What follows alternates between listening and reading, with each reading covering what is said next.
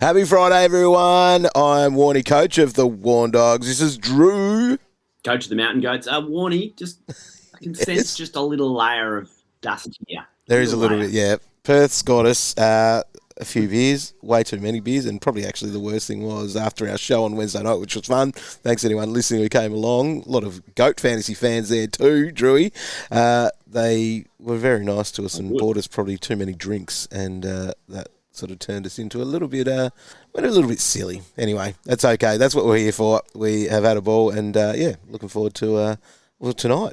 Big footy game tonight. We enjoyed last night's game, so let's get stuck into it. Bloody last night, the draw. The good people of Perth, they love their fantasy. I'm sure they would have turned out enough. They did, yep. No, there's plenty of people, and it was good. And hang out with a few last night, which was cool. So last night, Pies and the Hawks had that draw, 93 points apiece. We don't really care about that, but we care about the fantasy points. And Nick Dacos, the VC, there was a couple of little flags that people didn't want to go there with, but Cow, he just yelled out, "You're welcome." In his wisdom, said, "We've got to go and do that," and we did it. And we are taking that 124. He started a little bit slow, though. Yeah, and we spoke to Rob McCartney pre-game on AFL Tonight, and I said to him, we've seen Finn do the job before. How tempted are you to start with that move? And he said that Finn will definitely spend some time on Nick at some stage. We're just not sure exactly when that will be. And obviously, what you say publicly and privately, very different. But that was enough to scare me off, to be honest. I thought that with Finn lurking, it might not be a ceiling score off a 5-day break. But, Dacos, if you doubt him at your peril, I would say. That's what it is. We were basically going, we'd be kicking ourselves if you had that game. But Calvin's bottom lip was on the floor at halftime when he was sub 50. So he got there, as he does, with a big quarter pounder in the last quarter. Dan Houston was excellent. So he took 7 marks there to go with his 32 touches, 118 for him. Probably then a little bit disappointing for a Josh Dacos who was on track for a ton and ended up with an 82. But yeah, I guess these guys don't have a lot of players that we were massively tracking, but Angry Anderson had his letdown game, so with a 30 there, gave away 5 free kicks, which is probably to do with the way that he kind of plays the game too, like he does go in pretty hard. Do you reckon with Pendlebury coming back next week, we should be worried about Anderson's spot in the team? Like, this was what I was concerned about a few weeks ago, and I talked myself into eventually getting him, but I wonder, like Ned Long was good again last night after having a break last week. Yep. So let's hope that he holds over the next couple of weeks at least. Yeah, and this management of Pendles is going to be an interesting thing for selection that we'll be looking at over these next couple of weeks as well. So that will be a big watch. Now, for the Hawks, not a lot of us have many players, but if you've got Connor McDonald, you will be super happy with what he's doing. So he ended up with 114 there. He's outstanding, kicked 3 goals. Not mega amount of midfield time in the sense of had 8 CBAs in that, but 28 disposals, 7 marks, everything was ticking along. Roy always likes when he is out there taking his marks, but he has been very good this year, and I think he almost underrated good. So he had a 79 in opening round, which probably it was enough for people to just go, oh, no, I won't do that. 84, 89, 106, 96. He had that 66 a couple of weeks ago against Port, but then 110, 114. He's just been almost the right pick there at that mid-price of the forwards that we're looking at. Turns out all those podcast minutes and hours spent in the preseason talking about Conor McDonald actually wasn't far off the mark. But I reckon Roy said it many times, and I would have said it, probably you as well, is that he's a good player. Like he's a good football player, and he can adapt to whether he's playing midfield or high half forward. Like I would probably have him in my All-Australian 44 if you were going to pick a player who actually plays the position at half forward, because he's one of the best in the comp. And he's he's taken some of Dylan Moore's points. I think that's pretty clear over the last 18 months. And then, Ginnivan and Watson sort of roll through there a bit. But I think McDonald's the guy. So it's turned out to be a great draft selection in your forward line. And if you're brave enough to go there and salary cap, he's been awesome. He's pretty consistent. Like it's clear he's not going to knock you out like 150. But yeah, it seems like on the run home, he might be someone who we can turn to, knowing that we're going to get a solid 100 out of him. He can do his thing. Amon, Newcomb and Impey also got tons there. But let's look at the rest of the round 8 teams. So we'll start with tonight. We've got a double-header. Actually, I don't like calling it a doubleheader. It's just two games going head-to-head with each other because of the timing of it. But we've got the Bulldogs and Freo as the first game at 7:30 Eastern Time. And the Dogs have made 6 changes. So this is a pretty big here with McNeil, Vandermeer, Gallagher, Artie Jones, Caulfield in, as well as Tim English, who's finally back from that knee. They're out. Hines, Baker, Lockie Smith, Gardner omitted, as has been Lockie Jacks, who is obviously a big one and the most traded out player in fantasy this week. And now it just gives you that sort of the all clear to pull the trigger on that one. And then Treloar has been managed after playing his first game last week. Dockers bring in Voss and Judd McVie is out with illness. All right, Tim English, he's back, finally. But what's this going to look like for Jackson? I haven't got any credit. So I haven't got any credit for this, but I think I said 2 weeks ago that the Dogs were aiming for the return in the Freo game for English. And just pat yourself on the back now and give yourself the credit now, Drew. That's how it works. Thank you very much. Well, if you listen to Goat Fantasy, not much gets through to the keeper. But I think that regardless, Jackson still scores well tonight. To be honest, I think he's shown it kind of doesn't matter with opponents, and I don't think English is a particularly restrictive ruckman. So I think we're all this week a little bit hampered by the red dot that we're going to roll out. Like if you've got a Watkins, even if it's still a Dev Rob, maybe it's Zach Kostelski. They're all early games on the Saturday. So you're going to have to make a decision pretty early on your VC if you didn't do Dacos last night. So I don't mind Jackson as a VC tonight at Marvel. I still think he scores pretty well. But I would say probably more Supercoach owners would have Jackson than AFL Fantasy. So, it makes it interesting for us. And Jakes has done his job, and we send him, fond farewell. Thanks for the memories. He comes on the players' trip at the end of the year. I think absolutely, he'll be there. And we've now entered the twilight zone for Bevo. Now that the Dogs are losing games and there's injuries, this is where Bevo starts to get a bit silly and throw magnets around, change roles. Like Bailey Dale, someone I think potentially could be a great pick. But is it worth the risk? Like, what if Bevo he goes full mad scientist? And he's done it before, and the value of Dale is outstanding. But geez, there's just some coaches that it's just so risky to trust them. And Bevo probably falls into that category outside of a Bontempelli, who I think we're probably 1 or 2 weeks away from launching on Bont, aren't we? It's getting to that point now after that low score. Well, we should get under $1 million this week, and that's just like you're looking at that and you're just going, that's ridiculous value for him. So he's got to be a high target. I know that a lot of people are shopping in some of those cheaper midfield areas, but he's sort of the one that if you are planning your team out a little bit, he's the one that you probably want there at that price. All right, Showdown, talk to me. Showdown, this is going to be exciting. So obviously Crows and the Power. A few changes there for the Crows with Charlie Edwards, Finbar Maley and Nick Murray all omitted, and Jordan Dawson is missing this week with Saligo, Neil Bullen, Borlase and Dan Curtin in for his first game of the season. Todd Marshall comes back, thankfully, after his illness last week, and Jack Watkins has been omitted. Rightio, what are we going to see here in this one? Interested to see what happens with Butters.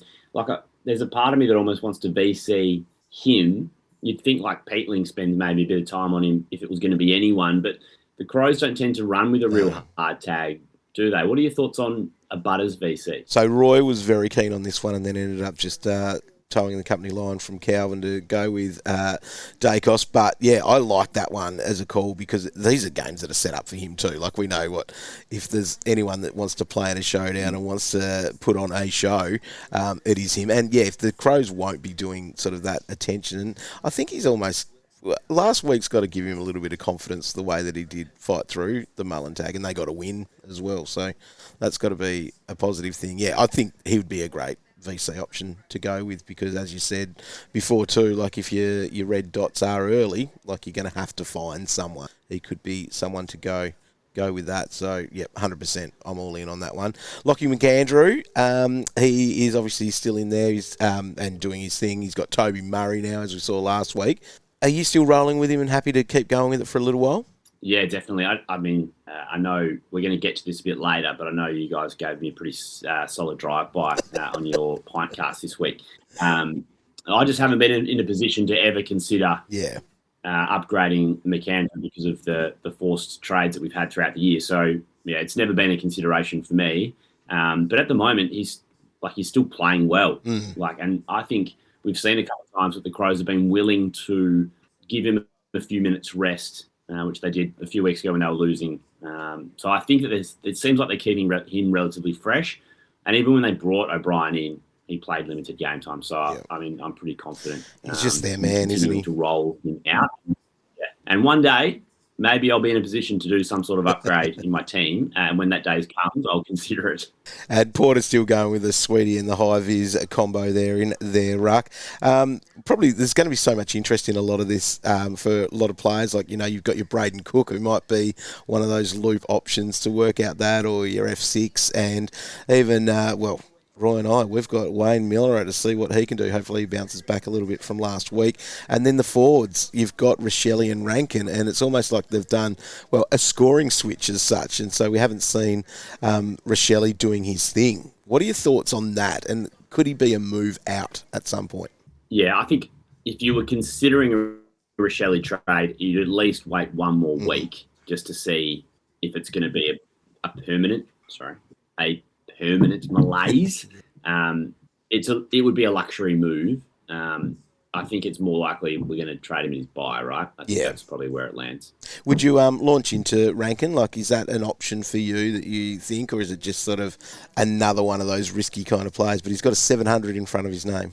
I think the way that I've approached my forward line the whole season has been, if you're going to make a move, try to go to a top six and try to get to someone who you think is going to be there. And that's what I've done the whole time. So I probably wouldn't change my strategy to get Rankin. Like, I've got Cook at F6, and I feel like he's only ever going to be, it could be 20 or 30 points away from Rankin or scoring, relatively similar. So if you're trying to get off a dud F6, and that's the only place you can go, I like it. That's just not the area that I'm in.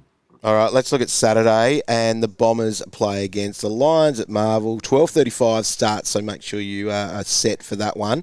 Newen is back in with the Condog, and Nick Cox, which is exciting that he's back in the side after a long time out, and Gresham. They've managed Darcy Parish, so he had those couple of good scores, and he had a pretty average one last week, but outmanaged this week might just be the time to jump off if you still have him. Caco's out injured, which sucks. That's going to be a little while out on the sidelines for him, and Archer May too, with that knee. And Sardis has been omitted. I know probably has piqued the interest of a few people over the last few weeks, but it's disappointing for him because he's actually sort of been good and doing the actual thing that he's in the side for, like hitting clearances and doing the numbers. It's one of those things where when Parish goes out and Sardis is also out, that's puzzling.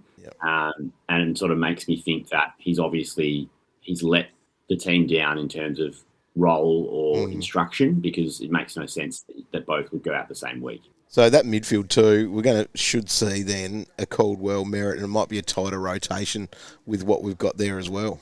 Good for Caldwell owners. Saw a very funny post from Hat Chat last night, whether to take Anderson's 30 or field Caldwell, which I thought was quite humorous, and something that only 2026 Jive Caldwell owners can really understand. So this is one of the main themes I wanted to talk to you about today, Warnie. So put your thinking cap on here. That's pretty hard today, Roberts, to be honest. Yeah, do your best. So I'm in a position where I can get Archie Roberts and put a bullet through Colby. Is it too late with two tough matchups to come? Is it a fade? Like, can you try? It's troubled me all week. Can you give me a sensible breakdown of whether Roberts is someone who you should go to this week? So I feel like now you're spending a lot of cash on him. So $1.084 million. So I think Yeah, like have you got Nasai? See, I think I'd be picking Nasai ahead of him. As much as I love I don't know. Archie, oh, you got it, yeah. So maybe it is, and this is probably then it is the trade that you're doing. It is from a Colby. So for someone that you sort of had hopes for to be towards that top six, that you're actually then turning him to someone that's legit. And we can refer to the Roland 22, and Roy's got him there at D1, so you can sit on that and go, yep, I'm just getting the best.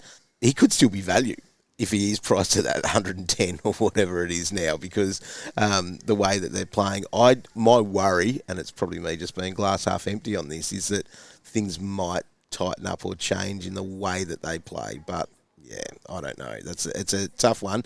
Bombers weren't necessarily doing that in recent times. Like it still fell to him, and that's probably because they're being smashed. So maybe those harder matchups as such isn't a bad thing for Archie, because if he's getting the ball within 20 metres of the goal line, that might be happy. And did make a comment last night that Joe Danaher still plays for the Lions, and there might be a few kick-ins off the back of that.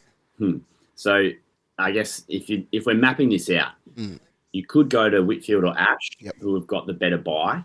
That helps. And that's a slight pivot. It's maybe a longer term play. There's also a little more certainty about Ash and Whitfield. Like they're probably both going to be top six. GWS have a really established way of playing, which they've done under Kingsley for a long period of time, and Essendon perhaps is slightly more volatile. It wasn't that long ago that Archie was scoring 60s for you. So, and the other one would be, you can almost afford anyone. So do you trust the backline rookies, flick another, Sarong or whoever it is on field and go for a premium elsewhere? Like these are the different options. Yep. Obviously, it's pretty tempting to look at the recent points from Archie Roberts and say, well, that's the right move. But I'm just wondering, has the boat sort of been missed here? Yeah. I don't actually have an answer for that, because that's the other thing, like the other point that you've got there too, like the defender rookies are the ones that were happy enough to be playing on field. That's a big part of that, if you can be flicking your things around. But I don't know if I love the midfield targets as such of the premiums to be getting, and the forwards all come with that little bit of a risk, and maybe in the sense not the ceiling as well, whereas the defender premiums have that ceiling that go with it. So yeah, maybe it is a Whitfield ahead for that buy, and you're playing that and you're being smart in that world. Yeah, it's a tough one. It almost sort of feels like lose-lose. Yeah. If you avoid avoid Roberts and he knocks out a 140. Yeah, you'll sleep better at night if you've got Archie Roberts in your side, I think, knowing what he actually can do. That's probably one of the sides of it as well. Yeah, and there's a VC option there if you went Roberts in the early game on Saturday. So yeah, this is one that I've debated all week. Initially, I really wanted to go the double downgrade. I wanted to get Cumming and Rechko and just get some cash gen, but I just think with Colby, it's a good time to get off. And have you been out to North this week at all? Like, have you got any insight on that? Yeah, well, he trained as a midfield/forward. Yeah, yesterday, and I think Calvin. I trust. It's a dangerous thing, Calvin and trust. But I think when he speaks about Colby, I think we should generally listen to what he has to say. And it sounds like there's a lack of stability with everyone's role, and not just Colby. But this goes back to what we talked about in the preseason warning. We said North wanting to be a midfielder. Yep, and he wants to be as well. Like that's drafted there, all of that. Yep. All right. Let's. So shame on me. Carry on to the next game, which is the Eagles against the Tigers, just over near us here at Optus Stadium. Schoenberg's back in with Cole and Owies. They've omitted Bo Allen, which is interesting thing in that. Sandy Brock and also Jack Williams. The Tigers bring back Jaden Short, Tyler Sonsi and Oliver Hayes-Brown coming into ruck with Samson Ryan omitted. Hugo Rouse-Smith out injured, but Sam Lawler, that's a big one with that Achilles that he's got a little bit of an issue with. So, this is going to be the big one for our rookies. Obviously, Rechko is your number one. Cummings then number two, I would be saying, and that's a pretty simple order to put him in. Yeah, I think so. I think Cummings going to have a pretty solid role over the next, 6 to 8 weeks.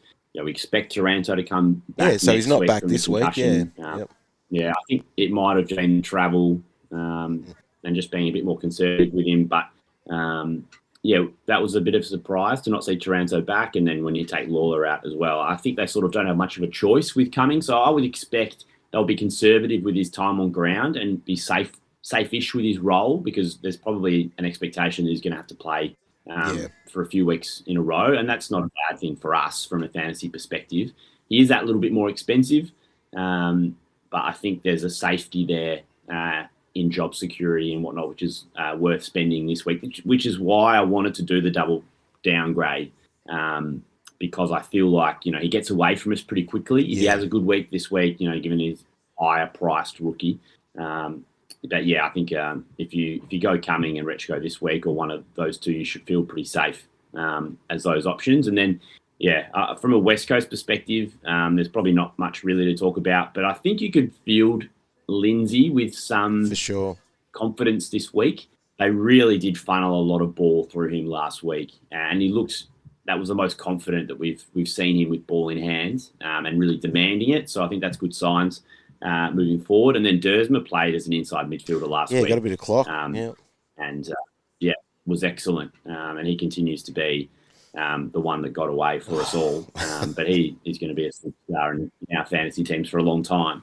But yeah, there's not much else to talk about. Except for old Baslenka, the Timu Baslenka. Roy might get a score from him this week, and up against Oliver Hayes-Brown. So could be a genius move to have picked him a couple of weeks ago. Anyway, let's go Geelong and North. They're playing in that twilight slide as well. Back-to-back games here. We've got Colin Jasny in with Sam de Koning. Jack Bowes is out managed, and Blix is out injured. That was a knee, wasn't it, that he did? Is that what they named that up as? Yep, and Comden is in for the Roos, and Toby Pink has been omitted. So all eyes will be on how big X goes here. He could be that ruck target if you wanted that super instant reward up against Mitch Edwards. Yeah, and he burned me so badly in Supercoach when he was going against Blackiston that I will not be going there, or I won't be ticking it off either. So George Wardlaw was sick, so just a bit unsure whether he's actually going to be fit enough to play. And that has ramifications potentially for, does Blamires come back in? Do they play Colby more midfield if Wardlaw's not in? Like, there's a few moving parts there for North. And then Zerha, trained in the back line. Do we know what he's going to do this week? Who knows? And it's a bit all over the shop, to be honest. So probably the right decision for most of us to not go there. I think I got him in that draft league that we're in together. Yep. Warnie, and he knocked me out a solid 50 last week. That was good. What are we going to see from Finn O'Sullivan? Is he going to try to Finn going to try to run with Baslenka, or does he go Holmes? Yeah, interesting, isn't it? Yeah, I think teams have had more success against Holmes, and because he's better by foot, perhaps that's the smarter move. Thing about Baz is that sometimes in first halves he just goes so crazy, like 700 metres gained, 25 disposals. He's a 100-metre player. Coaches talk about that a lot when they opposition coaches, when they talk about Baz, they're like, he doesn't just get a possession. He runs with it. He kicks along. Like he is a meterage player. So he could easily switch between both, to be honest, but I wouldn't be surprised to see Finn start on Max. The only thing is if Max Holmes starts as a halfback flanker. Finn's been playing as an inside mid, so perhaps that changes. Yep. All right. And Mullen, what's he going to do? Is he just going to go? Who does he go to? Is it just LDU, which seems like the simple one, or does he think about how mate she's? Yeah, and they would no doubt sit down in their meeting this week and debate the merits of trying to stop Sheasel. And there was one thing he did last week. I'm not sure if you would have seen it. He started at a centre bounce on Clayton Oliver, and he ran forward off him and got a mark inside 50 and then slotted a goal. Yeah. And it was, I guess, when you watch him really closely, that's the sort of thing that he can do because he is such a good athlete. He's got the footy IQ. He knows where to run. Like, that's a perfect combination of what Shees can do, is just running an opponent into the ground and then making it damaging going forward. So that would be the one flag where they'd be like, oh, do we need to shut that down? But Davies Uniacke, with his explosiveness around stoppage, is always what teams have opted for And it's why I think Mullen probably starts there. And lastly, any little intel on Myers for probably the draft owners? Because I think if you got him in Classic, if you haven't traded, you should probably still do that now. But yeah, anything on that where he is? Because obviously training without the strapping on and yada yada. Yeah, there's a chance that he plays next week. Yeah. Which is just a remarkable situation. Really hard with Geelong. Warnie, as you know, over the journey, as hard as I've tried to get intel, they run a pretty tight ship there. So I'll be going to Geelong next week, so I'll get a chance to actually watch Myers train. That's already locked in, but they sometimes shut us out, and it can be quite challenging. Sometimes the eye test is the only way you can do it, but only if they allow you to do it. But if he's got a partially torn ACL or a strained ACL, whatever it is, they've been quite tight-lipped about it. But yeah, he could be playing next week.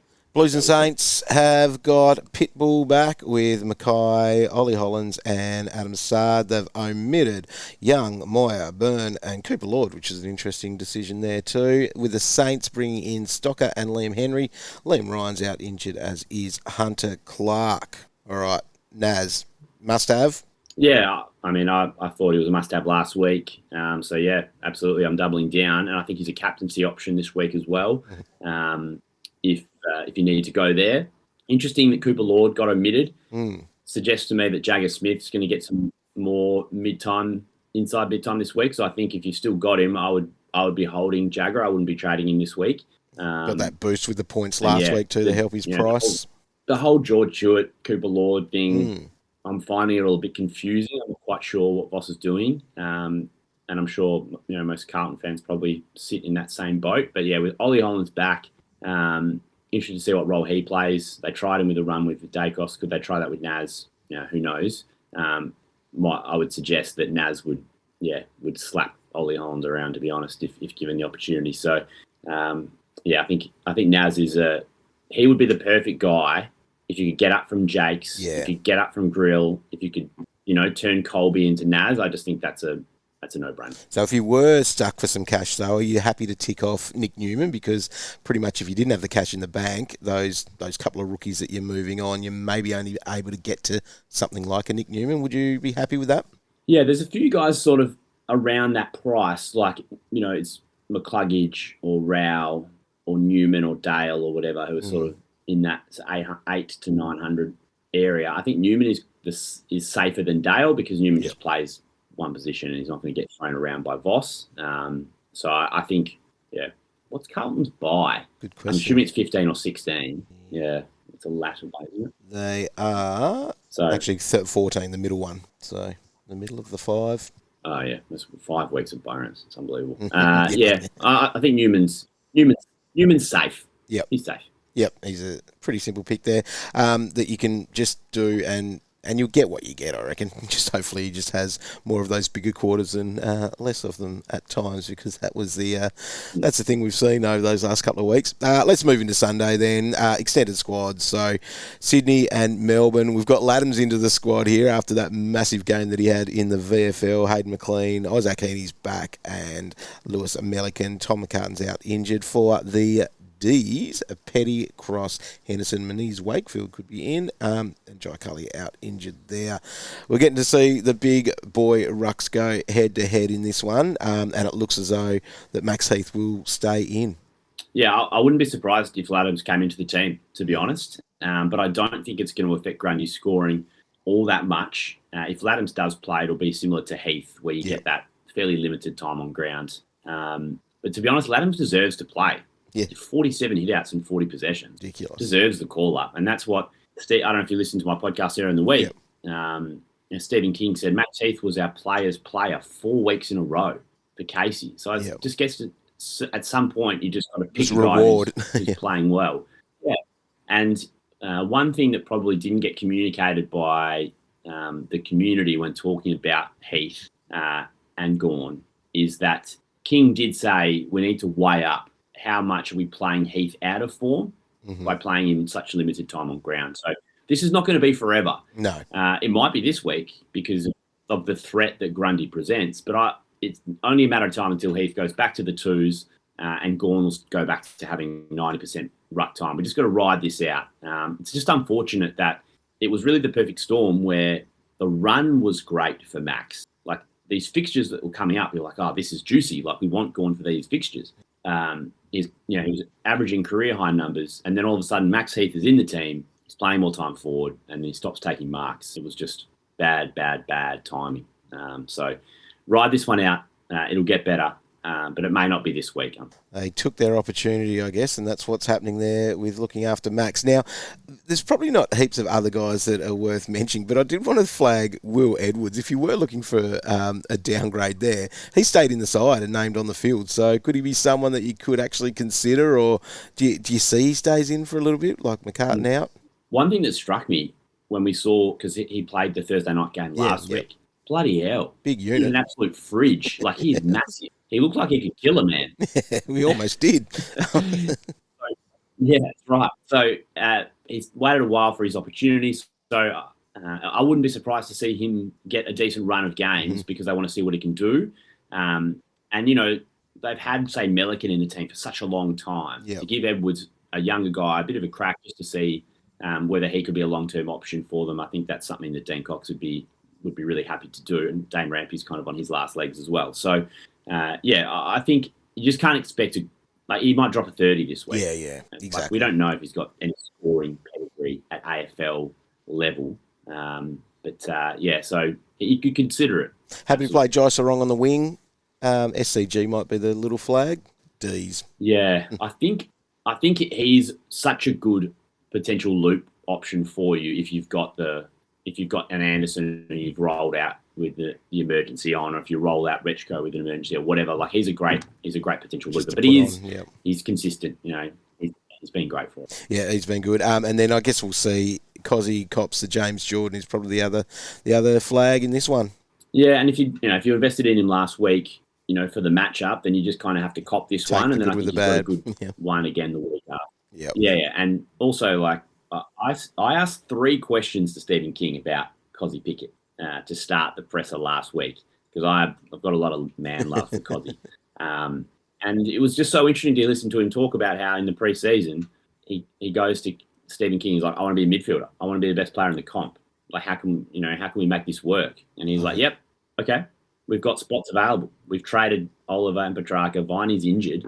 Go work with Nathan Jones about how you can be a complete mid and not just a guy that runs forward and kicks goals. You can see how much work he's done. And now he kind of feels like one of the elite mids of the comp in terms of the way that modern footy is played. So, well, hopefully with his tricks then, he can get through any sort of Jordan attention. That might be what we can just hope for this week. But we've got him, and we will enjoy him for the rest of the year, because that's almost the fun part. We get to own him. We get to see him fly for those grabs like he did last week, and that was awesome. Last game of the round, so it's a 7:20, so a Sunday night game. Gulben, Closey, Jeffrey Davies and Ned Moyle come into the squad for the Suns. Yulin's been managed, and so has Jared Witt. So we will see Moyle do his thing there. Maybe grab him as a free agent if you hadn't handcuffed him already. If you did go the Witts mode, that's what you need to do. The ruck change as well at the Giants, with Nick Madden out injured for a little while now too, and Kieran Briggs comes in with Ralston, Fonte and Riccardi into the squad, who, pretty good names there to be bringing in for the Giants. This one will be an interesting game, I think, between these two clubs, because they're both sort of, well, obviously the expansion cup as they like to call it, but both are probably needing to get something on the board here. Gold Coast need a win really badly. I expect them to come out. I think Took Miller said during the week that the midfield have acknowledged that they've let the team down in recent weeks. Great to see Anderson come back and score 100. That was good after trading him out. He's been great for me this year. It might be that I'm watching a Whitfield debut or a Lockie Ash debut in this game, depending on the way that I go. And I think Finn Callahan is one we want to watch. He's going to bottom out in price soon. Goodbye. I think he could be an upgrade target for us. I reckon his break-even's pretty high. Yeah, it is. So you probably need 1 or 2 more weeks. But I think he could be someone we have a crack at. This could be a game that he does really well in, because the Suns are giving up plenty of points as well to midfielders. So it could be one that you could go one of those big-brained moves and launch early. All right, there we are, round 8. We're excited about it. A fair bit to come, hopefully some decent scores. And what moves are we making? Have you landed on it? Do you think it will be a Whitfield or Ash as your big dog in from Colby?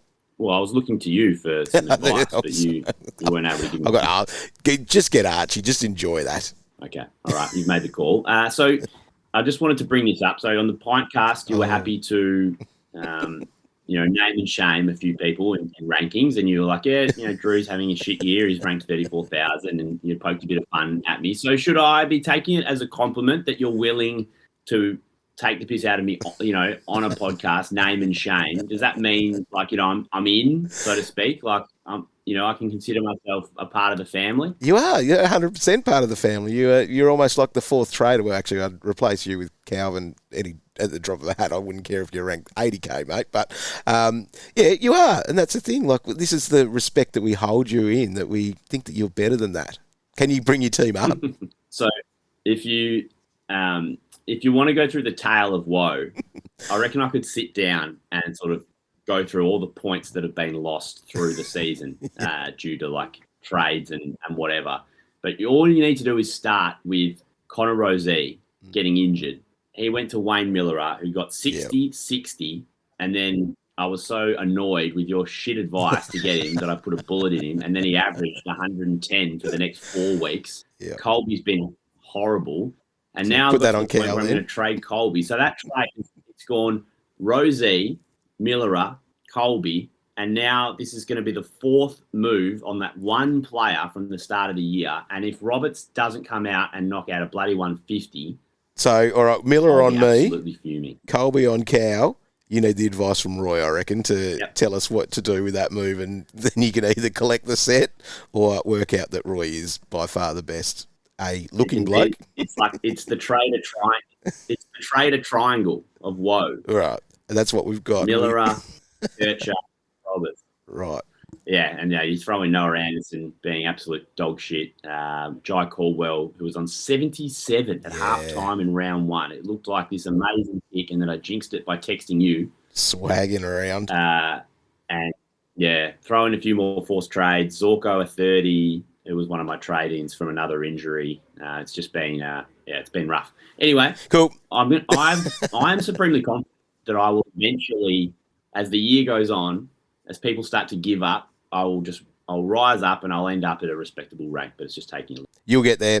All right, Goat, thanks so much. Make sure you're following everything on socials and get on the podcast feed so you're getting all the great sauce that we are getting from Goat Fantasy, flying with all the content. It is awesome. All the little updates are great. Q&As has been a big week this week for you. So thanks, mate, and good luck for round 8. Enjoy Perth, and we'll chat next week. Legend. See you, mate.